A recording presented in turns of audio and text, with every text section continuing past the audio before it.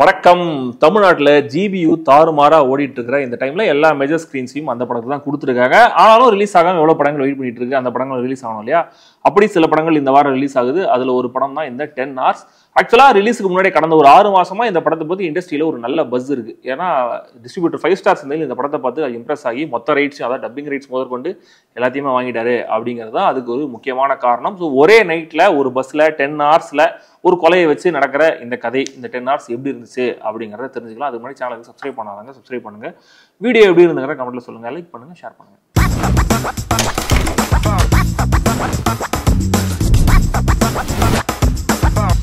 10 hours தமிழ்ல 10 hours. Chennai to Coimbatore போற பஸ்ல ஒரு பொண்ணை டார்ச்சர் பண்றாங்க அப்படின்னு போலீஸ் கண்ட்ரோல் ரூமுக்கு ஒரு கால் வருது. போலீஸ் அந்த பஸ்ஸை ட்ராக் பண்ணி ஹைவேஸ்ல தடுத்து நிறுத்தி உள்ள போய் செக் பண்றாங்க. உள்ள போய் பார்த்தா அப்படி எந்த பொண்ணும் டார்ச்சர் பண்ண மாதிரி தெரியல. ஆனா அந்த போன் பண்ணவர் கொலை செய்யப்பட்டிருக்காரு. அவர் எப்படி செத்தாருங்கிறது கூட இருந்த பேசஞ்சர்ஸுக்கும் தெரியல, ஏன் கூட வந்த கேர்ள் ஃப்ரெண்டுக்கே தெரியல அவர் எப்படி செத்து போனாருன்னு. இந்த கேஸை Attur police inspector Sibiraj investigate பண்றாரு. கூடவே ஒரு இளம் பெண்ணுடைய கிட்னாப் கேஸையும் இன்வெஸ்டிகேட் பண்றாரு. இந்த கொலைக்கும் அந்த கிட்னாப்புக்கும் ஏதோ ஒரு லிங்க் இருக்கும் அப்படிங்கிற மாதிரி சந்தேகப்படுறாரு. நிஜமாவே அப்படியாவது லிங்க் இருந்துச்சா இல்லையா? ஓடுற பஸ்ஸுக்குள்ள கொலை பண்ணது யாரு, எதுக்காக கொலை பண்ணாங்க, கடைசியில நடந்தது என்ன, 10 hours எல்லாத்தையும் அவரால் கண்டுபிடிக்க முடியுதா இல்லையா, இதெல்லாம் தான் இந்த கதை. லாக்ட் ரூம் மிஸ்ட்ரி அல்லது இம்பாசிபிள் கிரைம் மிஸ்ட்ரிங்கிறது இன்வெஸ்டிகேட்டிவ் த்ரில்லர் ஜானர்ல ஒரு சேலஞ்சிங்கான சப் ஜானர். முதல் படத்திலேயே அப்படி ஒரு கதையை கான்ஃபிடென்ட்டா கையில் எடுத்திருக்காரு இயக்குனர் இளையராஜா கலிய பெருமாள். லாக்ட் ரூமுக்கு பதிலா ஓடுற பஸ், அதுக்குள்ள நடக்கிற இம்பாசிபிளான கிரைம், இதுதான் ஐடியா. இதை விசாரிக்கிற ஸ்மார்ட்டான சின்சியரான ஒரு போலீஸ் ஆபீசர், இறந்து போன விக்டிமை கொலை பண்றதுக்கான வெவ்வேறு மோட்டிவ்ஸ், ரெட் ரிங்ஸ், விசாரணையில ஒவ்வொரு கட்டத்திலையும் வர தடைகள், ட்விஸ்ட், பேக்ரவுண்ட்ல ஒரு இளம் பெண்ணுடைய கிட்னாப், அந்த கிட்னாப்புக்கும் இந்த மர்டருக்கும் இருக்கிற லிங்க்னு ஒரு டென்ஸான கதையை பரபரப்பான திரைக்கதையோட அமைச்சிருக்காரு இயக்குனர்.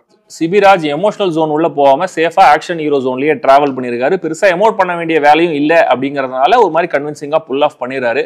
அவர் கூடவே இருந்து சஜஷன் கொடுக்குற, அட்வைஸ் பண்ற, ஹெல்ப் பண்ற கேரக்டர்ல கஜராஜ், சின்ன சின்ன கதாபாத்திரங்கள்ல ராஜ் ஐயப்பா, ஷாருமிஷா, திலீபன், ஆடுகளம் முருகதாஸ், டிரைவரா நடிச்சவரும் எல்லாருமே ஓகே. பிளாஷ்பேக் காட்சிகளும் பிரசன்ட்ல வர காட்சிகளும் மாறி மாறி வந்து போற இந்த நரேஷனை சீம்லெஸ்ஸா பேசியே எடிட் பண்ணிருக்காரு எடிட்டர் லாரன்ஸ் கிஷோர்.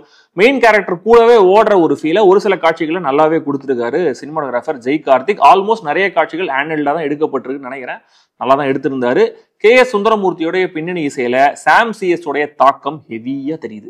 ஓப்பனிங்லேயே ஒரு பிளாஷ்பேக்ல ஹீரோவுடைய புத்திசாலித்தனத்தையும் சின்சியாரிட்டியும் எஸ்டாப்ளிஷ் பண்ண விதம், இந்த பிரைவேட் பஸ்ஸோடைய டிராவல் இருக்கிற ரூல்ஸை வச்சு அதை சுத்தி எழுதப்பட்ட விஷயங்கள், ஒரு பொண்ணோட கிட்னாப் ஒட்டி நடக்கிற விசாரணை, அது மெயின் கொலையோட சம்பந்தப்படுற விதம், தென் ஒட்டுமொத்த விஷயங்களும் எப்படி நடந்துச்சுங்கிற ரிவீல், இது எல்லாமே ஐடியாஸுங்கிற லெவல்ல நல்லாவே இருந்துச்சு. ஆனா ரொம்ப ஆம்பிஷியஸா எழுதப்பட்டிருக்கிற இந்த கதை ரொம்ப அமெச்சூரா ஸ்கிரீன்ல டிரான்ஸ்லேட் ஆன விதம் தான் ஏமாற்றமா இருக்கு. நல்ல இன்வெஸ்டிகேட்டிவ் த்ரில்லருக்கான கதை தான், களம் தான், ட்விஸ்ட் எல்லாம் இருக்கு. ஆனா அதெல்லாம் ஸ்கிரிப்ட் லெவல்ல படிக்கும் போது எக்ஸைட்டிங்கா இருந்திருக்கும்ன்றதை என்னால கெஸ் பண்ண முடியுது. பட் காட்சிகளா அவ்வளவு கன்வின்சிங்கா நம்பும்படியா திரையில சொல்லப்படல. இந்த படத்தோடைய ஸ்டேஜிங், நடிகர்கள் நடிக்க வைக்கப்பட்டிருக்கிற விதம், டயலாக்ஸ் எழுதப்பட்ட விதம், சொல்லப்பட்ட விதம், இதெல்லாம் எதையுமே இயல்பா ஃபீல் ஆக விடாம பாத்துக்குது. சும்மா இஷ்டத்துக்கு ஸ்கிரிப்டுக்கு ஏற்ற மாதிரி வளைச்சு கொண்டு போற மாதிரி தான் ஃபீல் ஆகுது. இறந்து போன விக்டிமுக்கு எதிராக சிலர் எதேச்சியா அந்த பஸ்ல டிராவல் பண்றாங்க அப்படின்னு சொன்ன விதம், தென் ஹீரோ யாரோ என்ன சொன்னாலும் நம்பிட்டு அதுக்கேற்ற மாதிரி ஆக்ஷன் எடுக்கிற விதம், சம்மந்தமே இல்லாம ஒரு கேரக்டர் பெட்ரோல் பாம் எல்லாம் போட்டு போலீஸ் ஸ்டேஷன் உள்ள என்ட்ரி ஆகுறது, அதுக்கு போலீஸ் எதுவுமே பண்ணாம இருக்கிறது, ஒரு கேரக்டர் சாகனோடனே வெளியே வச்சு ஸ்டே கொடுத்து அவரை பேச வச்சது, சேலத்தை திடீர்னு நடுவில் வர ஒரு பேஸ்பால் கிரவுண்ட், அதுக்கான பால் பேட் எல்லாத்தையும் சுத்தி வளைச்சு ரிவீல் பண்ண விதம்னு படத்துல நிறைய சீன்ஸ், சிச்சுவேஷன்ஸ், கேரக்டர்ஸ் எல்லாம் அமைச்சரா தான் இருக்கு.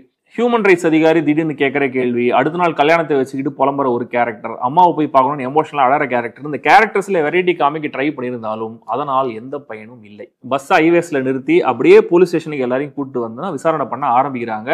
ஆனா விசாரணை நடக்கும்போது அன்னைக்கு என்ன நடந்துச்சு அப்படிங்கிற மாதிரி கேட்கறாங்க.